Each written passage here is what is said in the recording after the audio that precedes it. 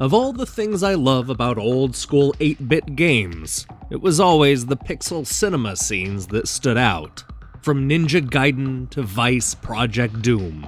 These brief cutscenes were more than a way to advance the story. They were often the only way to see the characters up close. It allowed us to see our hero as somebody who held a regular conversation, not just run, jump, and kill bad guys. Although primitive by today's standards, these scenes are special, and I appreciate the work that went into making them. Believe it or not, I really hadn't put much thought into old school cinemas before playing through Master Spy.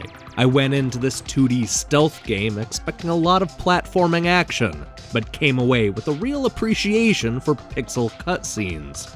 Without them, this game would have still been a retro throwback worth playing, but by employing more than 30 minutes of cinemas, the Spy's world is opened up in fascinating ways.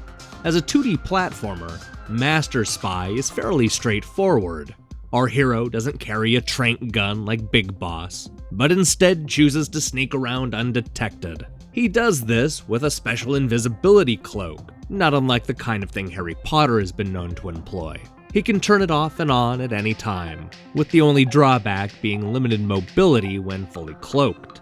The Master Spy's goal is simple: grab the keycard and make it safely to the exit.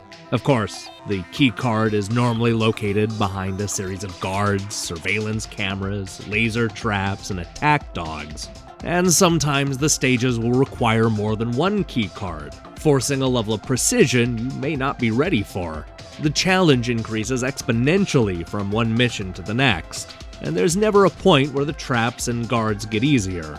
Like Super Meat Boy and N++, this is a game built around picking at a seemingly impossible platforming puzzle. Although he's known as a master spy, our hero will get caught and killed dozens, if not hundreds of times. But don't worry about that, because it only takes a second to jump back into the action. The speediness removes a lot of pain from every death, since there's never any time to dwell on your failure. The game's 50 stages are diverse and will take you to exotic locations throughout the world, which are then expanded on throughout the next series of stages. It all leads to our hero gathering intel and assassinating those behind the criminal conspiracy. All this is couched with gorgeously created cutscenes that add a layer of intrigue you don't normally see in 2D platformers. That said, the spike in difficulty is going to turn some gamers off. Master Spy goes from friendly to punishing in just a matter of levels, and some of the later stages are more frustrating than they are fun. It's also disappointing that the game doesn't give our hero new skills throughout his journey. The basic gameplay gets the job done, but for a guy who claims to be a master of spying, he still has some room to grow. The graphics are a throwback to a different era, reminding me of games I used to play on the TurboGrafx-16 in 1990. The presentation mimics an old CRT television, and the scan lines are used to great effect. It's absolutely gorgeous at times and captures the look of that era better than most games. What's more, it has a killer soundtrack provided by Rack remix mastermind Andre Allen Anjos. Master Spy is an example of neo-retro done right. It not only looks the part, but goes the extra step by fleshing out a story with captivating cutscenes filled with mysterious characters. While simple, the gameplay is easy to master and the invisibility cloak is a lot of fun to toy around with. I just wish our hero had mastered more spy moves. Hey, thanks for watching my review. And happy Labor Day if that's the kind of thing you're into.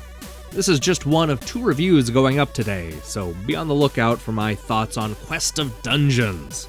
Spoiler alert, I didn't like it as much as Master Spy. We have a busy week in store, including reviews of Armello, Viking Zombies, Foul Play, and more. In fact, September is packed with games I'm excited to review, so do me a favor and click the subscribe button and support what we're doing here. Until then.